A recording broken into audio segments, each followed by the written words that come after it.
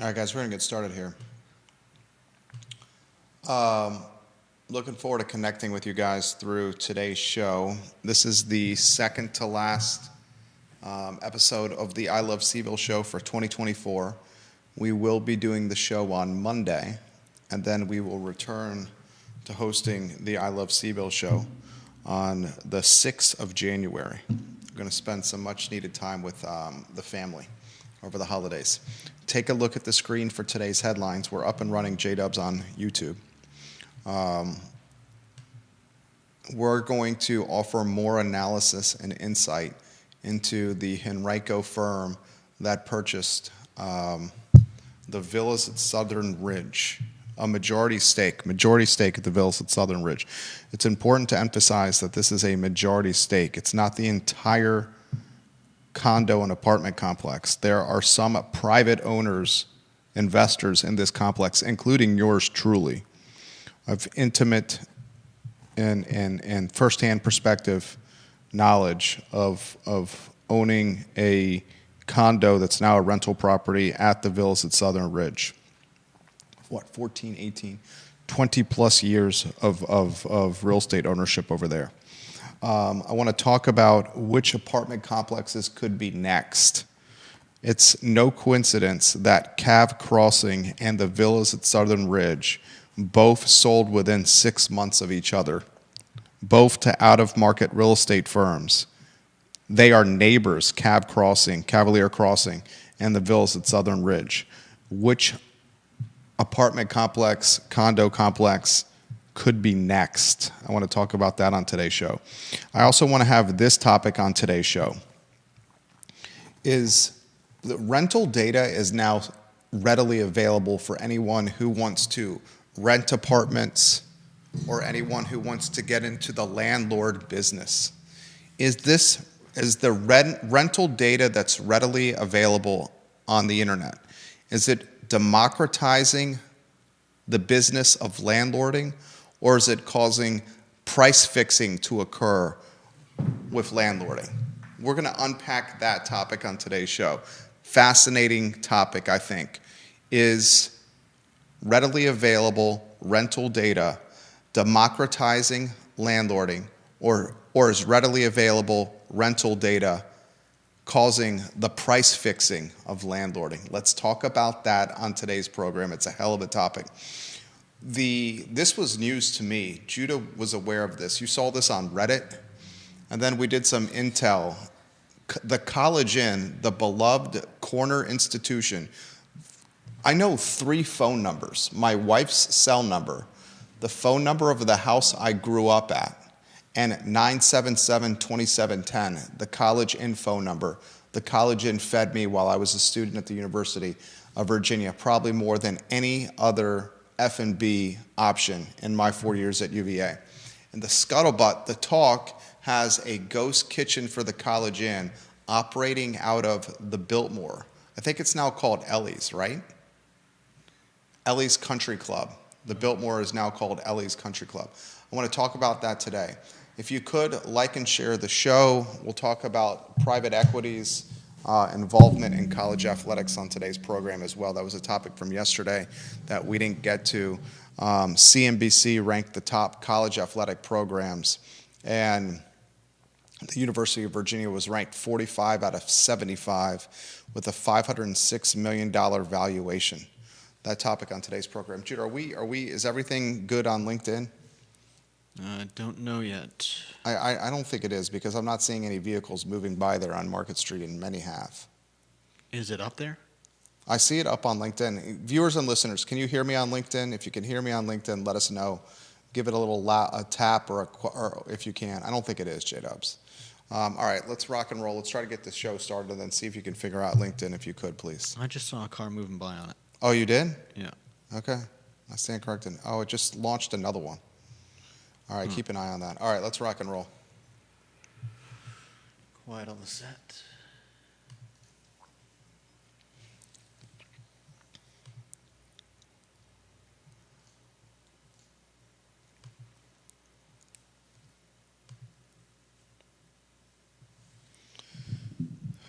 Good Friday afternoon, guys. I'm Jerry Miller. Thank you kindly for joining us on the I Love CVille show. It's an absolute pleasure to connect with you guys through the I Love CVille network, where long-form content is home. It's our bailiwick. It's what feels comfortable. I mean, I think long-form content is the future of media, frankly.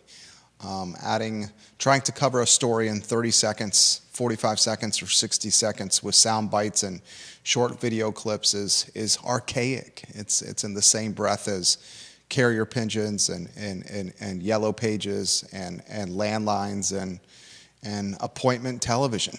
Folks want content on demand on social and podcasting platforms, and they want the opportunity, if they choose, to go deep on a content vertical, and that's what we're trying to provide with the I Love CVille show.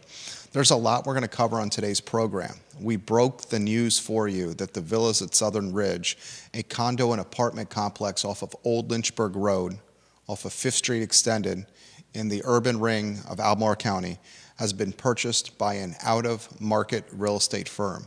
It's important to highlight this. They didn't buy the entire Villas at Southern Ridge. They bought majority controlling stake of the Villas at Southern Ridge.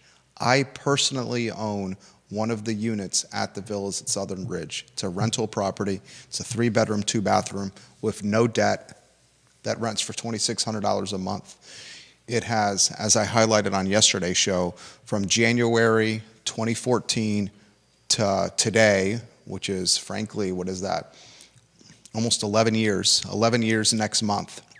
It's gone from $1,000 a month rent to $2,600 a month rent, just an astonishing increase. I want to highlight more analysis. I'm going to give you more analysis on what's happening here. This company from Henrico, Levy & Co., has got a steal on its hands. They got a fantastic deal here. I want to give props to the Henrico-based real estate firm, Levy & Co. They've done just a fantastic job. I would expect this company within the next 5 to 7 years to exit its position. That's what it does. It comes, it buys properties like the villas, it remodels the villas, its amenities, its landscaping, its pool, its clubhouse. It takes the properties, the individual units that it buys, and it probably will paint them, put more carpet in them, change the cabinetry, the hardware, the appliances, the granite, and then sell them individually.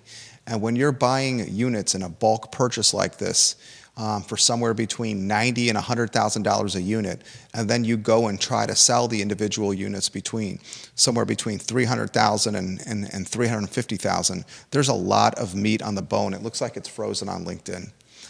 For those that want to watch the show, we've made it even easier.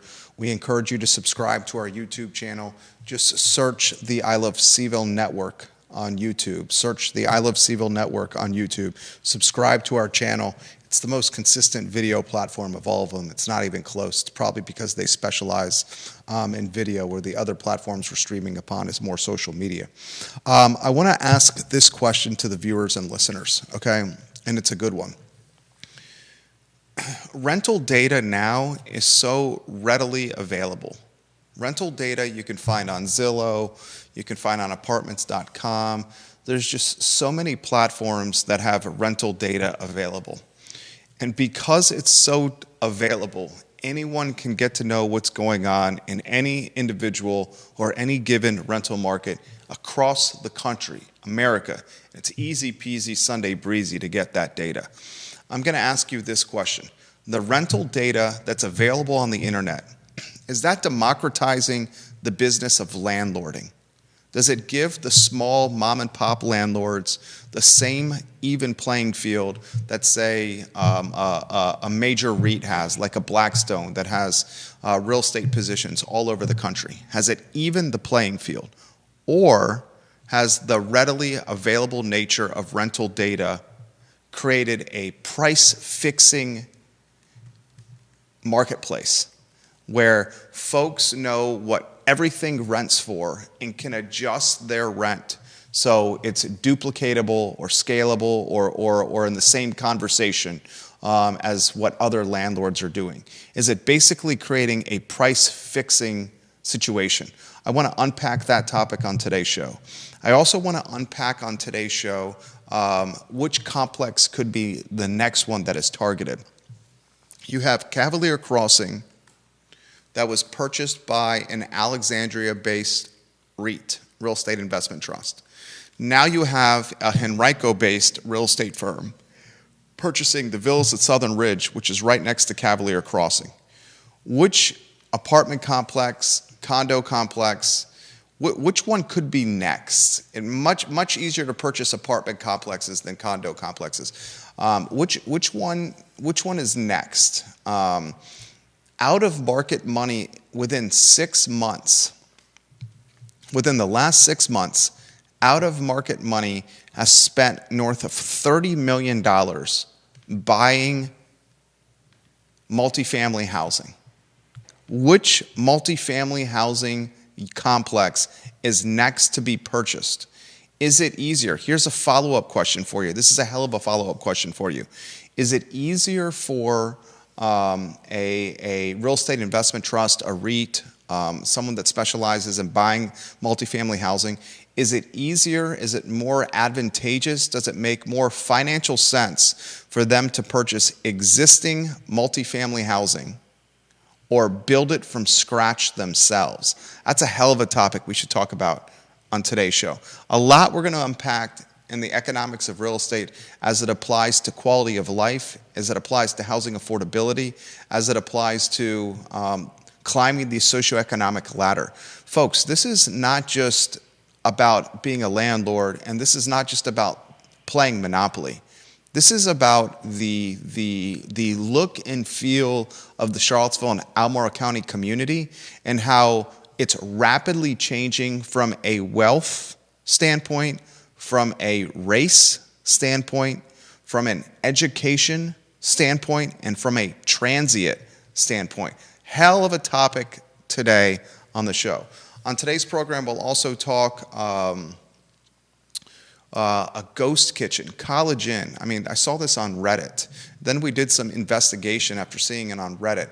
The College Inn is operating a ghost kitchen out of the former Biltmore Grill, now called Ellie's Country Club on Elliewood Avenue. It's just a banana story here. This is 2024 F&Bing, where you don't need staff outside of the staff that's in a kitchen. You have a position on Grubhub, you have a phone number, a position on DoorDash. People order from your digital menu or call a phone number. You take the order digitally or over the phone. You make the food, and some third-party delivery service picks it up from your kitchen. This kitchen being on Elliewood Avenue, that's not even tied to your business. There's no shingle with your name or no sign with your name outside the kitchen.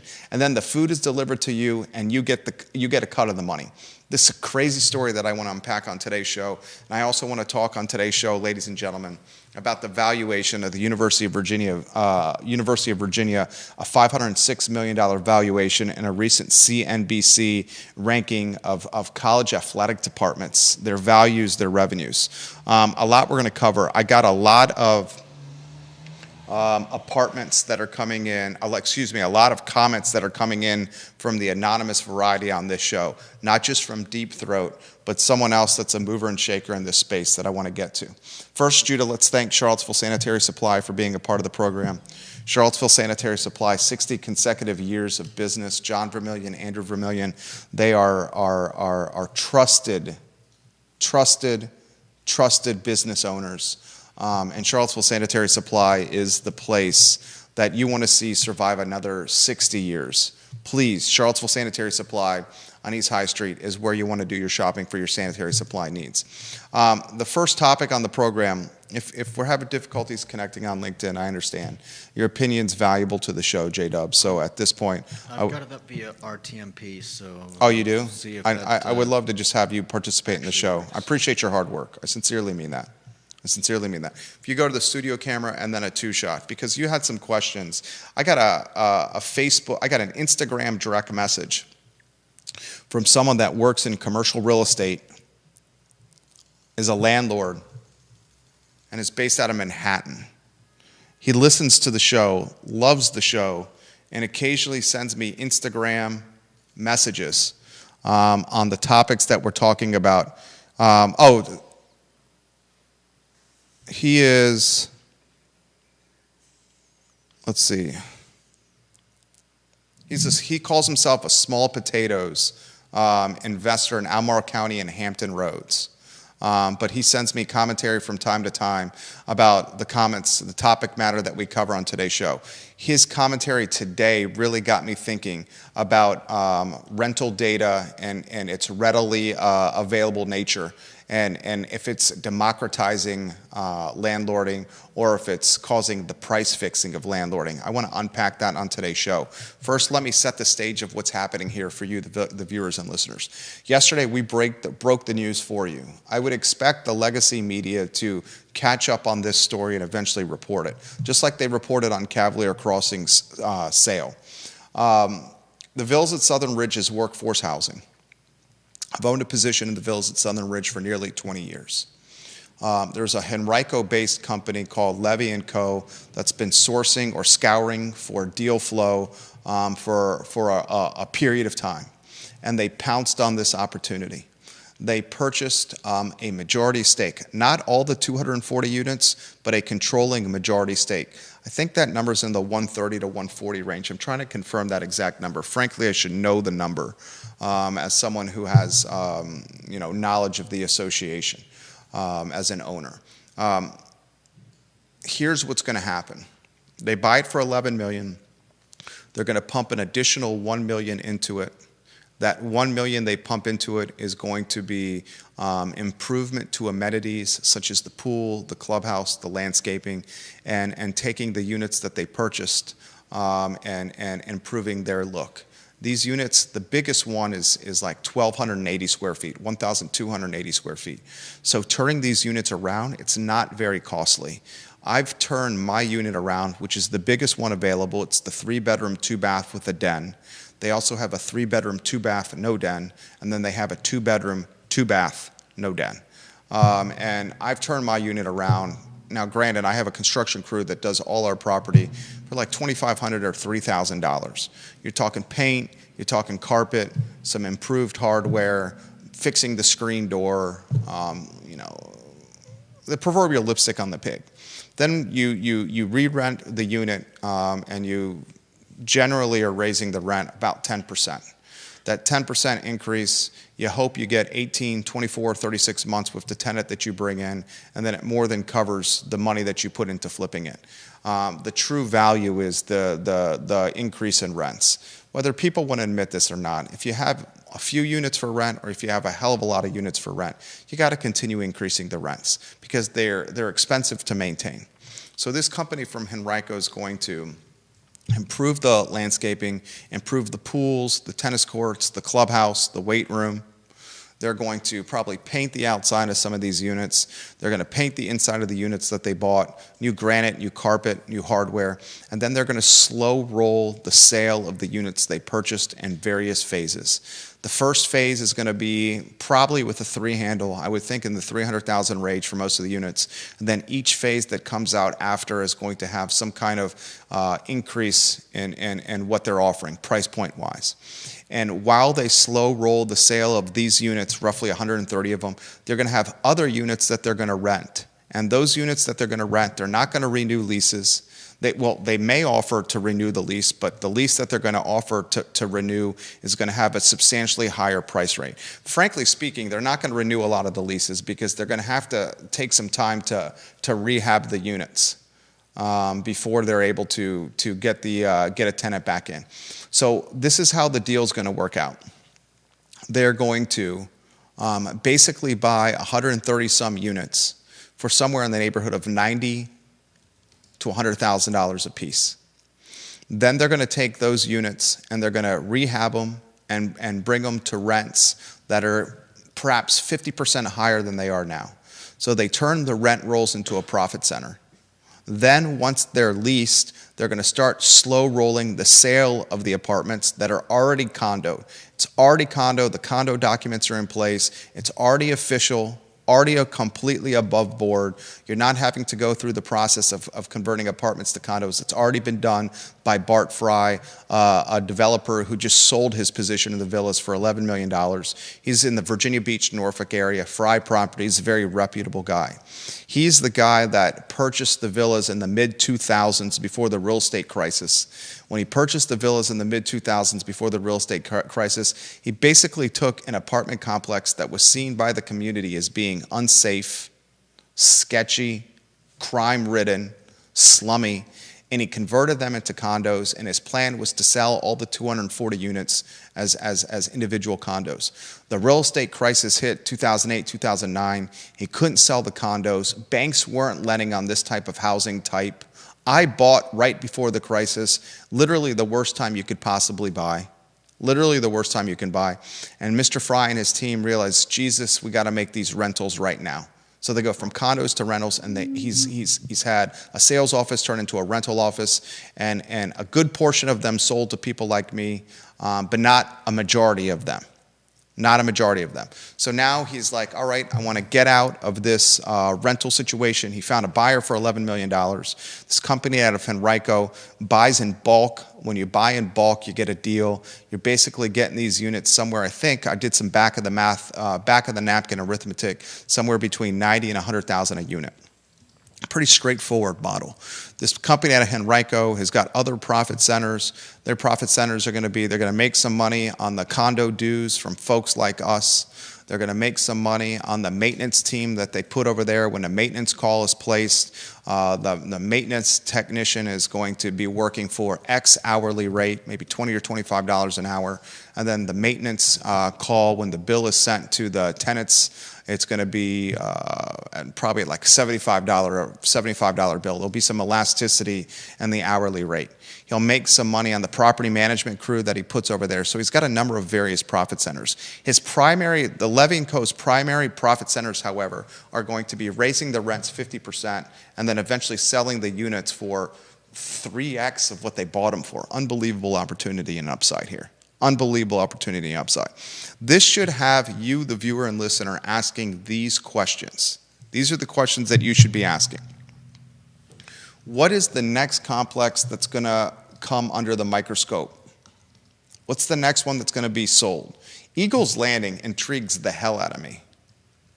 Eagles Landing is right next to Cavalier Crossing. Eagles Landing right now is the most affordable rent in the market since Cavalier Crossing and the villas has been sold. Eagles Landing, if you're a REIT, if you're a Bonaventure who bought Cab Crossing, or if you're a Levy & Co. who bought the villas, I would be looking at Eagles Landing. That one has significant upside right there. Okay? I want to also ask this question to you, the viewer and listener. The data that's out there right now, is that evening the playing field, democratizing landlording, or is the data that's out there right now causing landlord price fixing, unintentional landlord price fixing? It's not intentional collusion. It's not intentional price fixing. Judah rolls his eyes on that. That's why I want to weave Judah in there. I did not roll my eyes. Okay, let's get you. You think it's intentional price fixing that's happening? And should I read the Instagram commentary that came in from the investor, who I believe is based in Manhattan? Oh yeah, he's based in New York City. This guy is based in New York City. This is what he says to me. Can I read this to him? Yeah, he's got some great points. All right, he's got some great points. I first get a message from him on December 10th. Ladies and gentlemen, I hope I get somewhere between, 50 to 100 folks that I don't know from all over the area DMing us across all these platforms with this information, with deals, with acquisition opportunities, with deal flow, commentary about the show. People I've never met in my life. Never met in my life. This guy is one of them. He says, Jerry, this is what he said on December 10th at 7:34 p.m. I agree with you, Jerry, on multifamily glut. See the writing on the wall in Northern Virginia as well. I'm a small potatoes single-family house investor in Albemarle County and Hampton Roads. SFH has been solid for me, and I am uninterested in multifamily as an asset class. He said, we should play some squash next time I'm in Charlottesville. I'm a 4-0 or a 4-5. Cheers. Literally a stranger. I respond to him, I'd say, I would love to play squash with you. Let's do it. I love playing squash. He then says, sounds good. I'll let you know when I'm down there. I'm based in New York City. Then last night at 12:16 in the morning, he sends me a DM. He says, think about it, Jerry. If all the CRE firms that are buying, CRE is commercial real estate, if all the commercial real estate firms that are buying across the nation are based in New York, or if the regional commercial real estate investors are getting advice by centralized commercial real estate advisors, they're trying to bring rents up across the country in small and mid markets to New York rents and other prime market areas. That's the free market talking. I thought you said you liked the free market for landlording. If you think of the implications, rent control may be the only route to ensure reasonable, fair housing. And I'm saying this as a landlord myself, he says. He also says, the painful news is that New York market rents are knocking on Charlottesville's door and every other small and mid-sized city across the nation. He says this is the consequence of Zillow. A banker in New York behind a keyboard now has market access to every small town across America. So he's basically saying he's a banker in New York who owns single-family housing in Charlottesville and Albemarle County as an investor. And he's scouring data that he's finding on websites like Zillow to buy single-family homes from his desk as a banker in New York. This is just effing crazy. This is just great, right? I mean, it's not great for the community, but I find it fascinating what's happening here. So let me try to unpack what he's saying for you, the viewer and listener. Judah, you jump in the conversation as well. He's saying this. If the folks that are offering the bankers, the CRE, the real estate insiders, the sharps, right? If they're even offering counsel to the regional firms, like the one out of Henrico, or the regional firm like the one out of Alexandria, on what to buy and what to do, they're doing it from a lens of what's best for their positions in big markets. And these concentrated advisors that may be living in Manhattan and Boston, right? Manhattan, Boston, Los Angeles, you name it. They want the rents to increase across the country at levels that are synonymous with Boston, New York, Los Angeles, Chicago. Why do they want that? Well, they want this for the following reason. Hybrid and remote work. Because of COVID and the pandemic, the average Joe and the average Sally, the middle class white-collar professional, the upper-class white-collar professional, now can live wherever they want, work wherever they want. This put a pinch or created headwinds for commercial real estate, for rental real estate, in the Big Apple, in Manhattan, in Boston, in Chicago, and Los Angeles, in expensive markets. Because the people said, why am I going to pay these obscene rents if I now can work everywhere, anywhere that I want to, including much more affordable markets that may offer more quality of life, less traffic, less headache, and allow me to save more money, right? So the free market, this guy is saying, this banker in Manhattan is saying, this investor in Manhattan is saying, that's buying real estate in Charlottesville and Albemarle County, he is saying the free market has figured out the collateral damage from COVID. And this is how the free market has figured out the collateral damage from COVID.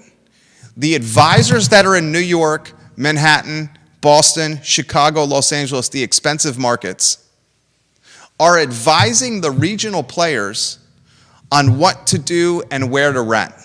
And they're doing this because they want the rents in these smaller markets, these mid-tier markets that are perceived to be more affordable, to increase, which would create less of a rental delta between their big-tier markets, their expensive markets, and the mid-tier markets and the smaller markets, which would then send the demand back to the Manhattans, Los Angeles's, Boston's, Chicago's of the world. Because if the prices are the same, if the rents are the same, if the price points are the same, why not go back to New York? They have less incentive to leave the expensive markets.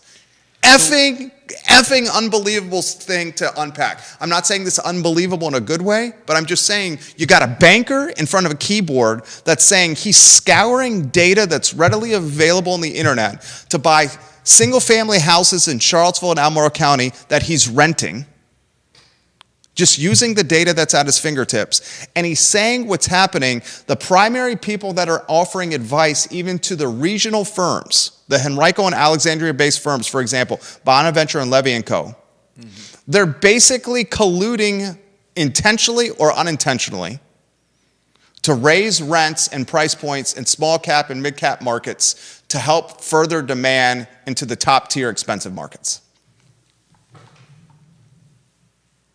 I find it fascinating. I find it absolutely fascinating. Okay, you jump in here. I've been talking for 30 minutes right here. You jump in here, then we'll get to the comments from the sharps on our show. I mean, does it even have to be advisors? How do we know that these firms haven't folded them in, and that's their their strategy is now, just like you said, or some version of it, raise prices, make equalize housing across the states, and like you said, it makes it more attractive to stay where you are. There's also the old, actually it's not that old, 8 years, the phrase, "You'll own nothing and be happy." I mean, what happens when you've been talking about doubling rents at doubling rents and sale prices for the villas for other places that are getting bought up. What happens when you're essentially working for the company? What's the old song? Working for the company store. Georgia Gilmer, Ginny Who said that I had the pleasure of meeting Georgia Gilmer yesterday, and we had a lovely conversation. Albert Graves, thank you for the retweet. Deep Throat's comments. Then I'm going to go to another anonymous comment via Facebook message.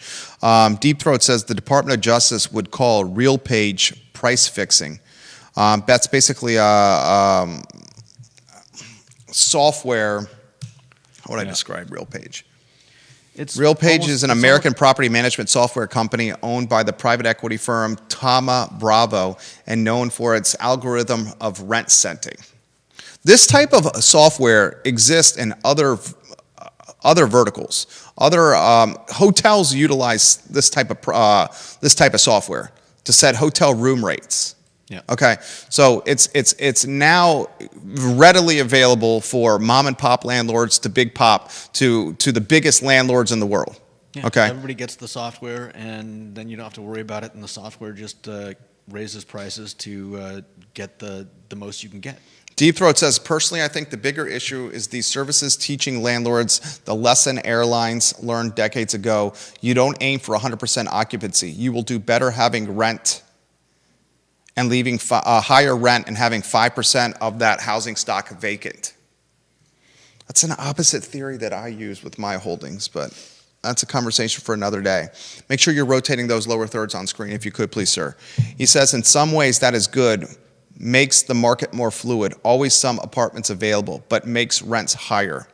Deep Throat also said, I've said again and again that detaching labor market from property market has huge consequences. Some people got to live cheap in beautiful places because there were few jobs there. Not anymore. It's what's happening in Montana, which he's flying to as he's speaking right now. So he's listening to the show on the plane. He's flying to Montana as we speak. This comes via Facebook message. This individual asked for super anonymity. This individual said, don't forget the old Woodrow apartments on the backside of the stadium by the engineering school when you say $30 million of outside funds recently. Unbelievable. So how much would you say the old Woodrow apartments sold for? And interestingly, we're working an interview. They reached out to us. I was gladly willing to do the interview. I copied you on that email, helping you, you set up this interview for us. They reached out to us. It was Subtext, a national real estate company focused on elevating the resident experience. They announced their largest development, which is going to be Verve Charlottesville. Verve Charlottesville is a 12-story project featuring over 1,300 beds and 25,000 square foot of amenity space located by UVA on grounds. They subtext reached out to us and want to do an interview on the show. This is coming at 100 Stadium Road. Is this the one you're talking about, Super Anonymous Guy? Give me some more intel, Super Anonymous Guy, via Facebook Messenger. But the subtext, the National Real Estate Company, is going to come on the show in January to talk about Verve Charlottesville. This building is a behemoth. 7,000, it's going to be multiple buildings, I believe. 7,299 square feet. 729,000 square feet, massive building. 1,332 beds, 463 units, ranging from studios to 4-bedroom apartments. The Verve Charlottesville coming to Charlottesville. The project represents Subtext's sixth deal in 2024, and it's first in Virginia, setting a new standard for urban living. More details on that interview as Judah, who's all over this, I can tell, is setting this up for our January. Try to make that a Wednesday in January, not the first week we're back. Maybe later in the month on a Wednesday in January. We'll do it with Skype with one of the key folks from Subtext. I'm going to ask you this question. I'll ask you, the viewer and listener, this question. Is the readily available real estate data democratizing landlording or causing the price fixing of landlording? It's a good question. I mean, why can't it be both? It's certainly democratizing in the way that more people have access to information that would have, in the past, only been available to, like, say, someone with access to like the giant MLS book. That's when realtors really lost a lot of control of the profession. Listings were previously in a book. Yeah. That realtors carried around. Mm-hmm. When the listings were given away for free on a multiple listing service online, and then they really got bananas when they start letting third parties syndicate or basically RSS the listings onto their third-party websites like Zillow or Trulia. Yeah. Same mistake the news business did. The news business said, we're going to give away our content for free online, but we still want you to pay for our content in print. And then they realized, oh my God, we made a humongous mistake here. Now they're trying to get people to pay for their content online, but they already trained human behavior to get that content for free online. So not many people were willing to go back and pay for it. So then they just become forgotten. And there are other places. I mean, it's an impossible business model, considering the fact that you can find the news from so many different. Well, considering the fact we just broke a everything good over there with the audio? Yeah. Considering the fact that the I Love CVille network broke an $11 million deal yesterday. The news of an $11 million deal. People didn't read about that in legacy media. What do you mean? Anyone has a platform and a megaphone now. Anyone and everyone can create content and news. I mean, take the Reddit, Charlottesville Reddit. So much stuff originates there. There's a lot of... Jerry doesn't like Redditors. I do like Redditors. I find the content, it's a place that needs to be sourced now.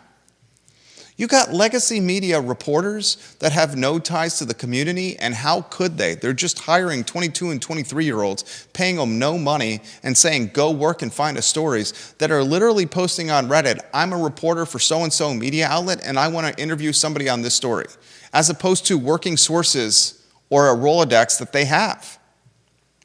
Yeah. I mean, we're back to profits over people. And we're talking about it in news media. We're talking about it in housing. I don't really see how there's any surprise that these things are happening when everything. I mean, you know, before the show, we talked about, well, what do we do about all these people coming in from out of the area and buying up housing? You can't do anything. So we just lie down and take it. I honestly don't have the answer, but kind of scares me because, yeah, you've got one company buying up Cav Crossing, wanting to whatever 2x the rent. You've got another company buying up the villas, wanting to renovate and 2x what they can get for selling. 2x the rent, and then 2x the sales price after they've 2x the rent.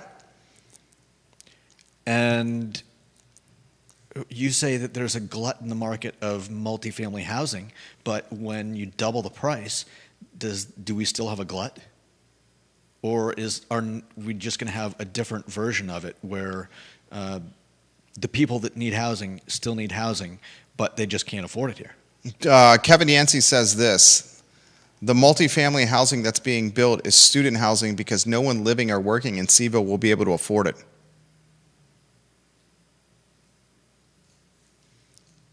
Think about that. Definitely. So what do you do about it? What do you do about it? I mean, is Eagles Landing next? Right. After these ones, is Eagles Landing next? I don't know the names of all the places. Eagles Landing is be primed for this. But how long before they come in and start buying up, one piece after another? The majority of the Woodlands is owned by Aaron Laufer and my friend Tripp Stewart. They're not gonna relinquish that position. It's a fantastic position for them.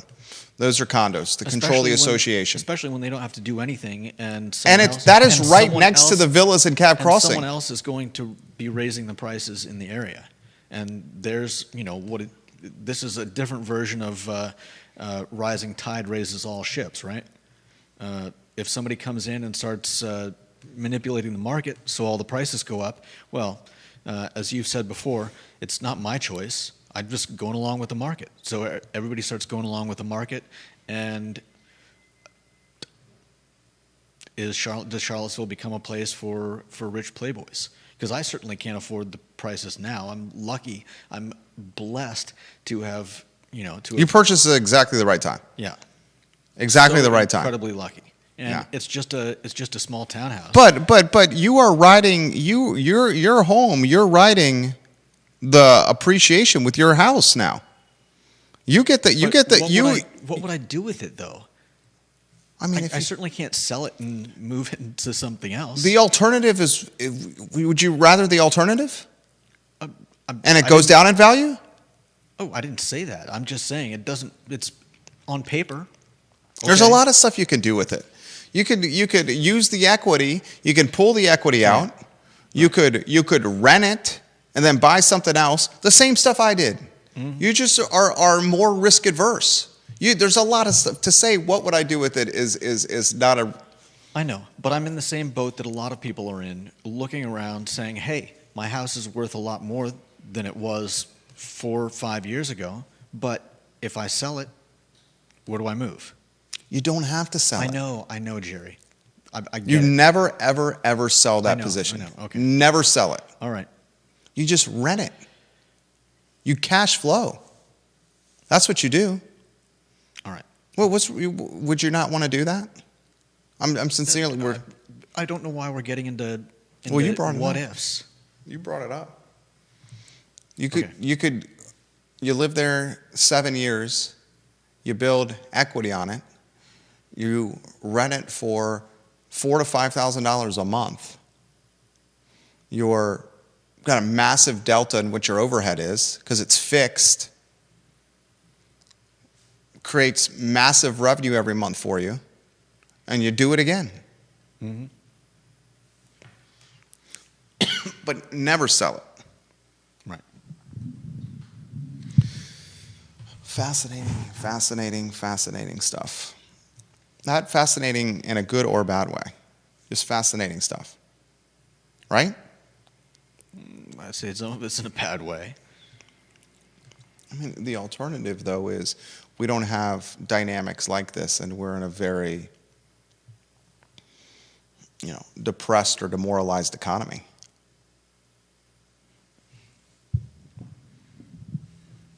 At least it's a strong economy, right? Kind of. Why you say kind of? Because it's only a strong economy for a certain group of people?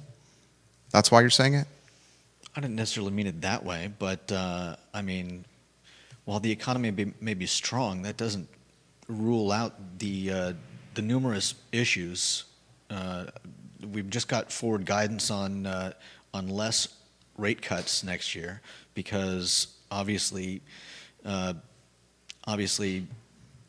inflation has been more sticky than they than they had hoped. We've had, even though inflation has the rate of inflation has declined, we still have high inflation. It's not like any of the inflation that we've experienced in the last. It's not like any of the inflation we've ever experienced in the U.S. has been pushed back. It's just a matter of hopefully building shoveling a little bit less onto the pile than we were last month. Such is life. Okay. It's a fascinating story. Curious of Eagles Landing. Curious of Barracks West. You drive around Urban Ring and you focus primarily on the multifamily housing that's close to the University of Virginia. And if it's rental and not owned, you got to know that folks are kicking the tire. I'll ask you this question. Should government have jumped in and purchased either the villas or Cab Crossing? Because it's certainly more affordable to buy existing multifamily, the villas and Cab Crossing, than to build from scratch. This comment comes in. Judah, I hear you on you can't trade in your house for better if you stay local, but the appreciation has created options and leverage for you. You Yeah. can use it to invest in additional assets, or I advise you as a risk-adverse stance to go get a big equity line right now. You have equity and you have a job. Hopefully you'll never need to use the equity line, but go get a ton of free equity for $400 in fees when you don't need it. That gives you a parachute if dumb Jerry chooses to fire you or if the world stops again. First thing I did in April 2020 was increase my equity line just in case. I've offered him that exact advice, Mr. Rob Neal. The exact advice I've offered him. The advice that I would give him, and the man is family. We bicker like brothers, but he's worked here 15 years. I consider him family. I sincerely mean that. The advice I've offered is to live there how long? You bought in 2019? Yeah. Live there 5 to 7 years, build a significant equity position, watches the rents go up every year, rent your spot, cash flow off the rents, and do it again. If I was offering advice to any first-time home buyer out there, some in our family, some in my family, this is the advice I would offer over Christmas as they're looking to pursue a first-time home. I would say this. Ready for this? I would say, buy the most affordable home in the best school district possible. Buy the most affordable and ugliest home on the nicest street. Most affordable and the nicest home, the most affordable and ugliest home on the nicest street. Buy the most affordable home in the best school district possible. Make sure you purchase something where the rents exceed your mortgage costs. Buy something where rents, if you need to rent, exceed the mortgage costs from day one. Mm-hmm. You follow those 3 rules of advice for a first-time home purchase, you will buy a very wise investment. And then another piece of advice, if you're in a hot market like Charlottesville, a hot market that's driven by obviously UVA, the defense sector, the tourism and hospitality, you never, ever, ever, ever, ever, ever sell the position.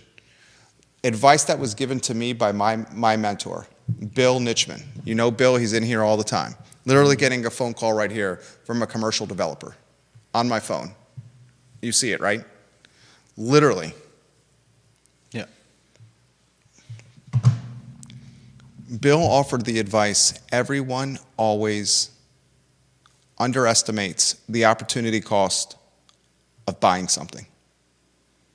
They never remember how difficult it was to buy something, especially that first position, where the lenders and the process is so rigorous that it often feels like you're giving a pound of flesh or a firstborn to acquire the house. He says, never underestimate the opportunity cost you went through of buying your first position. And he also said, in a market like this, you never, ever, ever, ever, ever sell. You never sell. I said on yesterday's program why a lot of real estate is owned by the same people, like institutional owners. And there's this, I should highlight this. There's a massive amount of real estate in the city of Charlottesville that is owned by individuals that are 70 years old and up. Real estate that I'm following very closely. And I follow it very closely because is that real estate that's owned by these folks that are 70 years older and up, is it going to be passed down to their next generation? Right. Or is that next generation going to say, I don't want the headache of managing it? You sell it, I'd rather take the cash, even if the cash is at a significant discount than the paper value of the real estate, because taxes are going to have to be paid on those sales. Significant amount of taxes. We're in a time of Charlottesville, in Charlottesville City specifically, where somebody that is like, what's my generation? Am I Gen X? No, I'm a millennial. Millennials and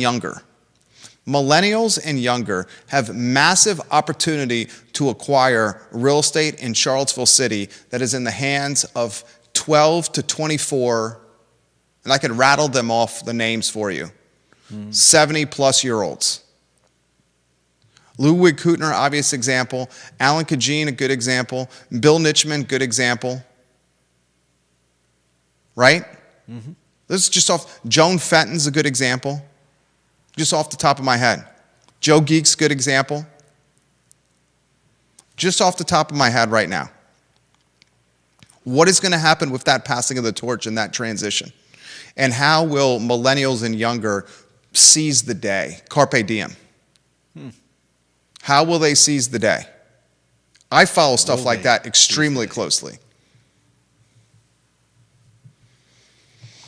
Deep Throat says, can you believe the Charlottesville City Council agreed to fund the Habitat buying land with trailers on it for $7 million when they could have had 130 actual units for $11 million at the villas?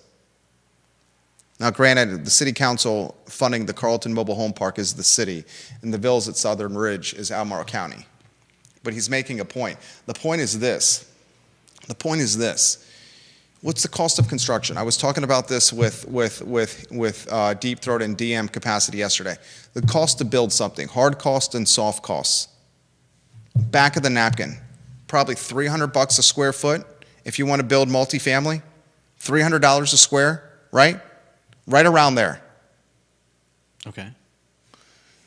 To build something like the villas or Cave Crossing at today's expense, at today's $300 a square foot, is astronomically expensive. We were talking about if Jeff Levine wanted to build that 18 tower where Violent Crown was, you're looking at like $180 to $200 million. Mm-hmm. Right? What is the verve? I should ask those people that question when they come on the show. I doubt that they would answer it for me. What's the cost per What's square the cost foot? to build this 700,000? How many square feet was it? It's in the release they sent us. 729,262 square feet. Verve Charlottesville will feature 1,332 bedrooms, 463 units with layouts ranging from studios to 4-bedroom apartments. 2-story fitness and wellness center, outdoor fitness lawn, private study spaces, a dedicated library, a coffee cafe, a fireside lobby lounge, social and recreational spaces such as a club room, marker space, multi-sport game simulator, pool terrace, pet-friendly, dog spa and park. Situated directly next to grounds, Verve Charlottesville offers unmatched proximity to UVA's academic core. In addition to this transformative design, Verve Charlottesville will contribute $6.8 million to the Charlottesville Affordable Housing Fund as part of a project agreement. They reached out to us about coming on the show. Mm-hmm.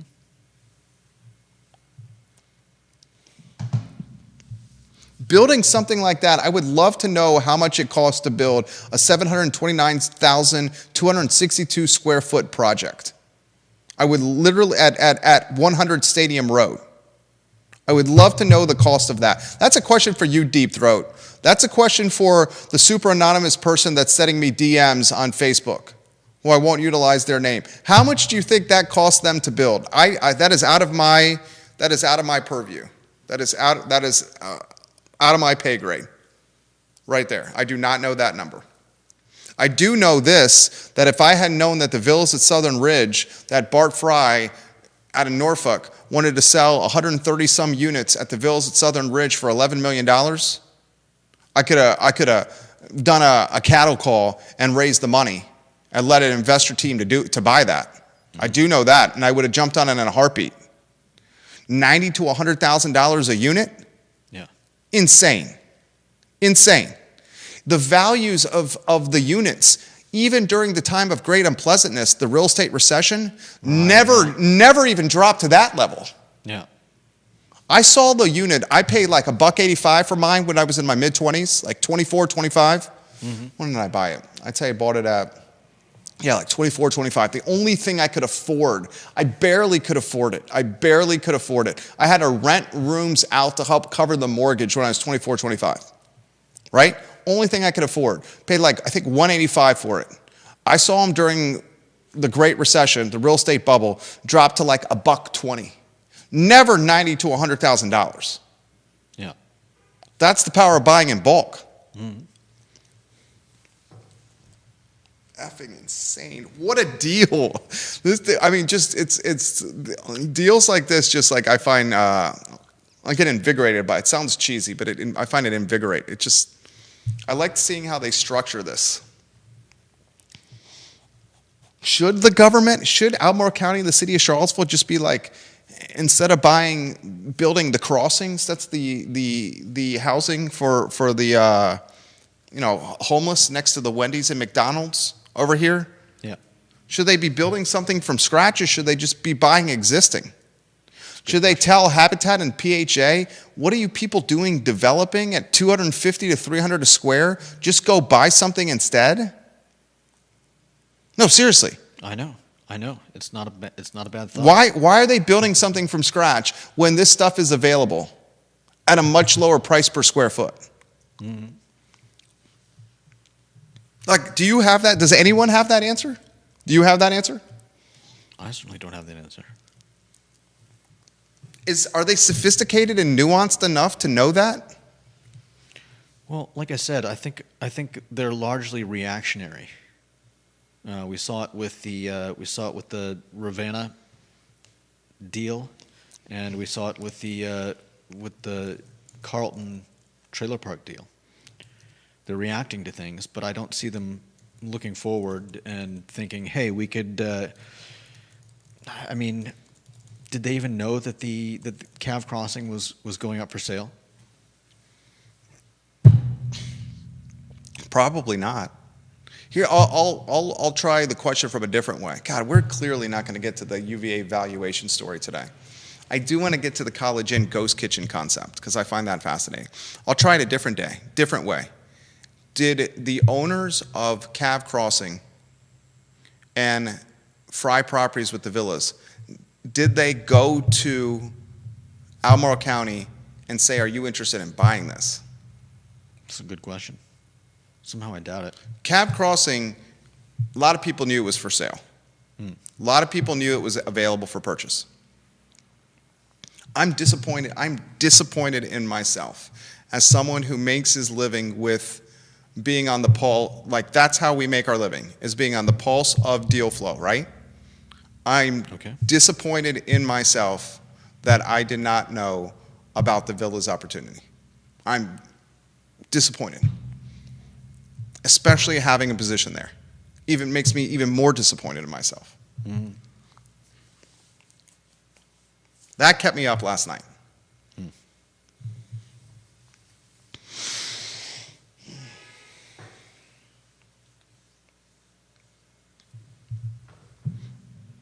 Anything else? I feel like we're covering this well. I don't have anything. I appreciate the banker from Manhattan who got the conversation going with the Instagram DMs. I love the DMs from the viewers and listeners. And as you can tell, and why I do get this information, I understand the concept of respecting anonymity. Having discretion.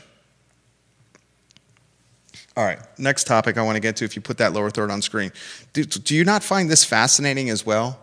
That the College Inn has reincarnated itself, has risen from the dead, a la Pet Cemetery, and it's reincarnated itself on a kitchen line at the old Biltmore Grill, now Ellie's Country Club on Elliewood Avenue? As someone aptly put it, it really is a ghost. We have a ghost. It's not just yes, it's a ghost kitchen as that term is understood, but it's also a ghost of a lost pretty much a lost legend on the corner. Deep Throat says the local Habitat is a developer, not an investor. Mm-hmm. It's stupid, but it is what it is. Like, if you're in business, people are like, you got the business brokerage that's doing really well. You got this venture fund that's doing well. You got this real estate company that's doing well. This branding and advertising company that's doing well. This consultation company that's doing well. You're using the same workforce. You're using the same podcasting network to talk about it to get the deal flow. Content is currency. How do you come up with these concepts to stay relevant? It's because if you're a savvy and sophisticated business owner or entrepreneur or visionary, C-suite, whatever the hell you want to call it, you have to be adaptable. You have to understand the market. In 2020 and 2021, during COVID and the pandemic, I saw clients of ours with the branding and consultation agency. I saw renters of ours with the real estate portfolio taking all these idle loans out. They're like, I can get these hundreds of thousands of dollars on 2%, 3%, 4%. Some were unfortunately taking loans against their house, their equity positions in their house to keep their business surviving. Mm-hmm. And I knew then that it was going to create an incredibly fragile local business ecosystem. And I also knew that the age a lot of the owners in this ecosystem was already nearing retirement. So I'm like, if the prediction is correct, that they're taking on all this debt that eventually is going to be due, and they're doing it at a time where they're nearing retirement or close to retirement, and they're doing it through a period of our life that is creating a level of frustration and anxiety and a level of burnt outness that we've never seen before. And it's all happening at a time when people are choosing to reimagine their lives professionally. Remember, what was the movement called during COVID where people were just like refusing to work? What was it called? There was a fancy moniker for it. And then those people realized that they actually needed to work. So they went back to the jobs that they were spitting and urinating on. What was that called? You remember what I'm talking about? Vaguely, yeah. I know there was soft quitting, but... It's like revolting from work or something like that. Someone monikered it with some kind of sexy moniker. All this stuff was happening at the same time. Of course it made sense to launch a business brokerage division. A business broker division that you could talk about opportunities and deal flow on a podcasting network that was growing constantly by the day. Right? It's a complementary, vertically integrated division to what you're already doing. Use the branding and advertising division to build the brand and to market it. Podcasting division to keep it top of mind. Venture fund to help raise the capital for those who want to buy. Commercial real estate to get them into real estate they need. It applies to the Habitat. Habitat's waving the flag of being a developer. Consider positioning that flag or reimagining that flag as a flag of an investor. As a flag of an investor where you can bring projects to market faster, not have to take bottom of the ninth inning $7 million loans from the city, keep trailers around for 3 years before you can actually do something with it, Carlton Mobile Home Park, and spend obscene amounts of money? Or is the concept to keep doing as a developer because that's where the profit center is? That's a story for another day. This Philip Dow says, Judah, take Jerry's advice with your house, please. I think you will. I think you will, right? Rent it out? 5 to 7 years and then rent it out. And then do it again. And then do it again. And then do it again. And then at that point, you'd be on a beach in Vietnam drinking Mai Tais in Tahiti.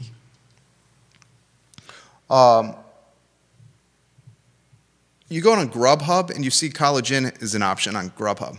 Yeah. 977-2710. The phone number's burned into my brain. Mm-hmm. College Inn kept me fed during my time at UVA. Nice. It's operating out of the kitchen at the old Biltmore Grill, now called Ellie's Country Club. Why the owner, who purchased the business from Annie McClure, chose to rebrand the Biltmore Ellie's Country Club, I will never know. Yeah, I don't either. Rebranding an institution, an icon. Makes no sense. And you're trying to pay homage to Elliewood Avenue with Ellie. That's beyond the point. What the point is whoever has the recipes for College Inn is using the Biltmore kitchen to make food. Mm-hmm. And then they're using Grubhub and DoorDash to have that food delivered to you and I. And is it effing genius? Is this effing genius? Is this effing terrifying? Genius would be renaming the Biltmore the College Inn and just using the kitchen to cook all that food that they're sending via Grubhub. Is it genius what they're doing? Is it terrifying what they're doing? Is it headwinds for F&B businesses that are sit-down restaurants or quick-serve restaurant? Is this genius, scary, forward-thinking, or predictive of the demise of what's to come? I don't know why it would be scary. I think if they're, depending on what they're... I mean, I don't know what their affiliation is to Ellie's Country Kitchen. Is that what it is? Ellie's Country Kitchen? I would imagine this is what the affiliation is.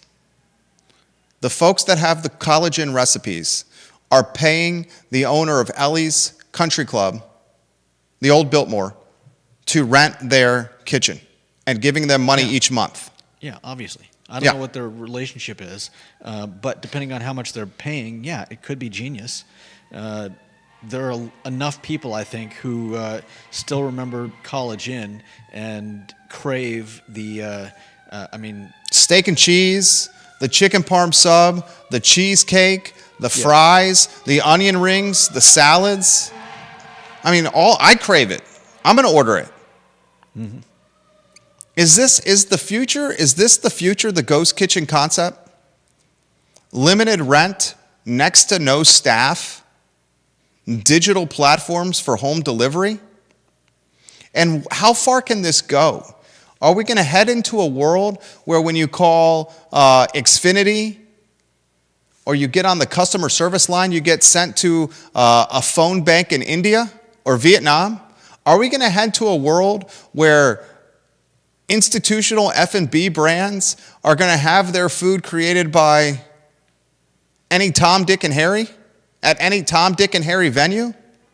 You've got the recipe. Let me throw this to you here, okay? This is where I'm going with this. Mm-hmm.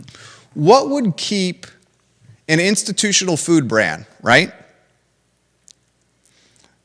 And how would government even enforce what I'm about to say? An institutional food brand doesn't even rent kitchen space at Elliewood or Ellie's Kitchen, Ellie's Club, Country Club, whatever the hell it's called, the old Biltmore. What if they just say, I have 5 actual houses with just normal kitchen and families, stay-at-home dad and a stay-at-home mom, whatever it is. And I'll say to stay-at-home mom on Park Street, stay-at-home mom on Cherry Avenue, stay-at-home dad in Belmont, stay-at-home dad in North Downtown, stay-at-home mom in Jefferson Park Avenue. There's my network of cookers. every food, here's the recipe book, here's the menu, here's how you make the stuff we're selling. Mm-hmm. Any order that comes through your normal home kitchen, I'm going to give you 15% of the take. Yeah. And you just created a side hustle, a house hack. And then Grubhub's going to come to your place, they're going to pick it up, and they're going to deliver it to somebody. What would prevent an institutional restaurant brand from creating a network of kitchens in regular people's houses? I know it's against the who's the people that enforce it? The health department? I know it's against the health department. But we all know that people are running food businesses out of their houses and then selling them at farmers markets or other locations, right? Mm-hmm. We all know that's happening. And the health department doesn't have the personnel at the time to enforce it. What would keep a food and beverage institute, what would keep any entrepreneur in the food and beverage space from saying, I'm not going to rent a physical location. I'm going to use Grubhub. I'm going to do some branding on social media, Instagram, Facebook, TikTok. I'm going to put some menus on DoorDash and Grubhub, and I'm going to have 5 or 6 houses in the community strategically placed at different spots in the community, working at a percentage of each transaction that comes in for a set period of time each night. Who had... That's effing crazy. That is an effing business model right there. That is a business model right there. That's why people come to us and pay us $2.95 an hour. That's a business model right there. Who had chefs being the next people to start work from home on their 2024 bingo card? That's legitimately, and then the only exposure and risk you have is what? Health department? How's the health department going to enforce it? Yeah. And if the health department enforces it, you just rebrand the brand. You can change the names, the Instagram accounts. They still know where you live. They don't know where you live. It's not you doing the cooking. Oh, you're talking about the owner. Yeah. The person that's going to get popped in that case is the person doing the cooking, probably. It's not the owner. Okay. Seriously.